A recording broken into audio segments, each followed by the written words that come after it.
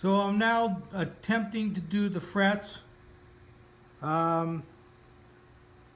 Just make sure that your grooves are pretty deep enough.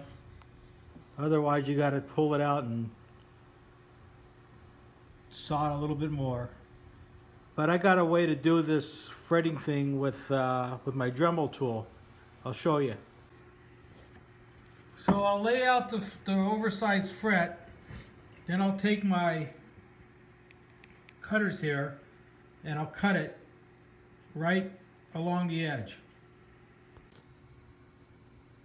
Then I'll take my Dremel with the blade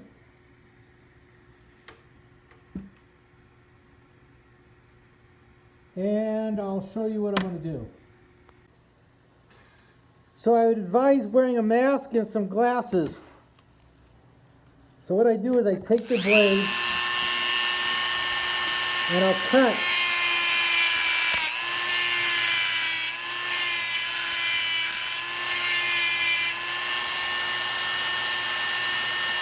I'll cut like a groove on both ends.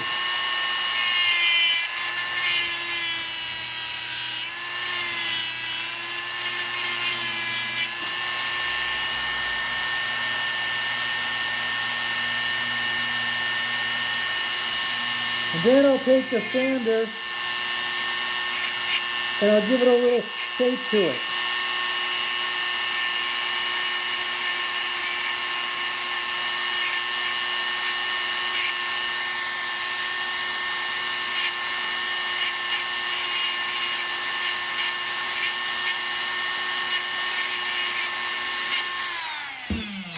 And then I'll take some of my sandpaper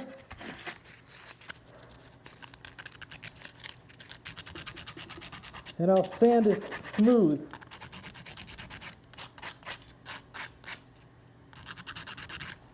Right along the edge on both sides.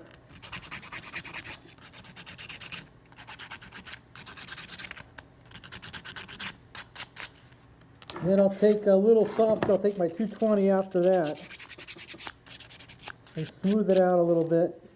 Don't have to do it that long. This does get hot when you use the Dremel, so sometimes you got to wait a second or you can wear gloves. And then that's pretty much how I get the frets down, and they're pretty smooth, so when you put them on you don't have to do as much work afterwards. I put a block underneath this part so I don't crack it. So when I hit down on it, what I do is I just put the frets on, line it up, and I come back and I tap it with my hammer.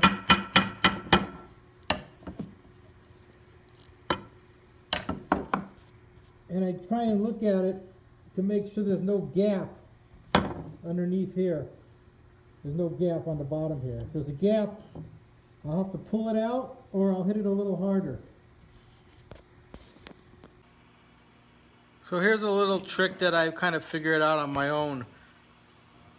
Sometimes the frets won't go in real easy or smooth. So what I do is I take a little pliers, or just a normal pliers,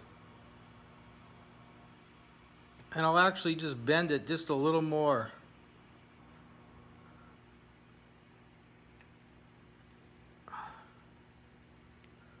Creating a bigger arc.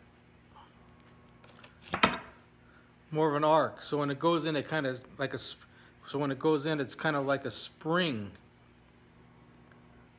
So I don't know if you could tell. There you go. So it's kind of like more arced rather than more. Depends on what fret size you buy. These happen to be 12, and I sanded my fretboard to 12.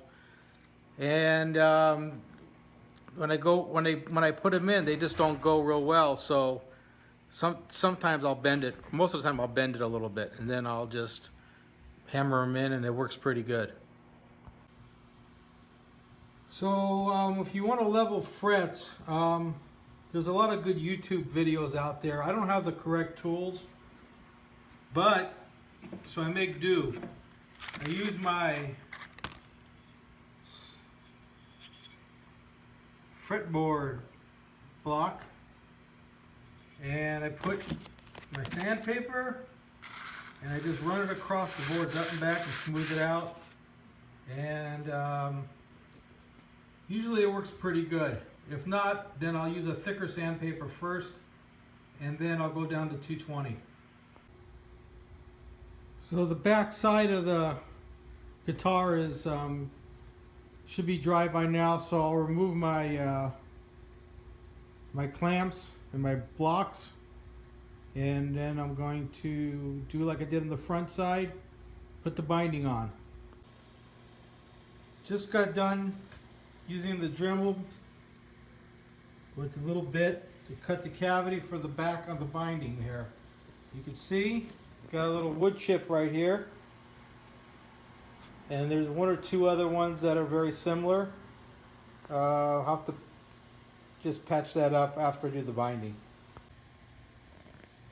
So now I'm deciding I got to pull off all this tape from the binding. As you can see, I put some filler, which I'll sand down in a couple areas that were caused by the router that chipped it, and after that I'll stain it. So just checking out the guitar, lining up. I screwed on the neck because I screw it, and I also glue it. But I'm just doing a mock-up right now, and I like to use this yardstick to get an idea of where exactly the center is. So I'll lay it on my neck and I'll kind of eyeball it, because I don't have no set way of figuring it out exactly. So this is my way of setting it as close as straight as I can. So I stained the guitar. I never know exactly what color I want to the last minute, it seems like. But anyways, this is a dark green dye on the front, like a stain. It's hard to tell in the light. And I stained the sides black with green. So what I did is I put green down and then black on top of it. And the neck I just did green. And then I'll glue it on afterwards. So that's how the stain, I just use a little cloth. That's pretty much it. So I'm scraping the paint and the stain off the binding right now. Actually, it's just the stain. So basically, I just take the razor blade, hold it in my hand real soft, put my thumb up against the edge, and I go right along the line here and scrape it very lightly, and it'll pull it right off, and just keep going over it until I clean it up.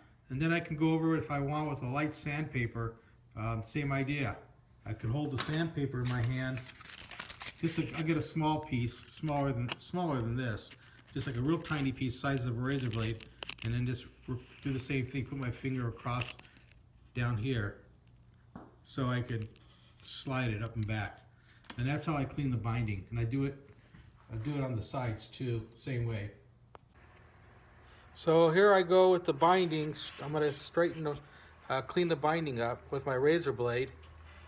And I just put my hand against the body here, and I'll just scrape it. And keep moving until because you could see where you need to scrape the line.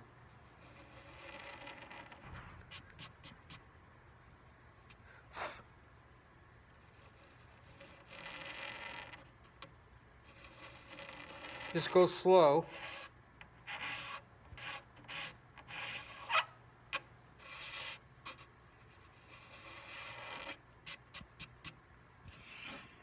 And you did a pretty good job there. So I scraped all the extra stain off of the binding. It's kind of weird. It looks like black from one angle and a dark green from the other angle. So it's kind of cool, but I'm sure when I put the glossy on it, it'll look pretty cool. Anyways, I'm going to take my sandpaper here, and I'm going to just go over the binding. real smooth and smooth it out. I did take some 220 and I dulled it up a little bit, smoothed out the stain, and on my neck as well. So what I'm going to do here, since this is Coca-Cola wood and it's real porous, I'm going to take some epoxy, just regular epoxy, and I'm going to smooth it out over this and let it seep into the pores, and then I'll sand it down. I might do it a few times, and then when I go to spray, it'll be nice and smooth. So now it's time for me to put on 4 to 5 coats of clear before I do my design on the side, which I'll do after I do the clear, because it'll be nice and smooth and I'll be able to mask it nice. So basically, the clear I use is this Max 2K Spray Max. It has a button where it's a 2-part, like an epoxy kind of. It's only good for 24 hours, so you can keep on spraying it coat after coat within like 10-20 minutes of each other. I do not sand in between coats. I just spray. I'll probably wind up giving it about 12 to 15 coats, but I'll do 4 first before I proceed onto the next step, and then I'll put another 8.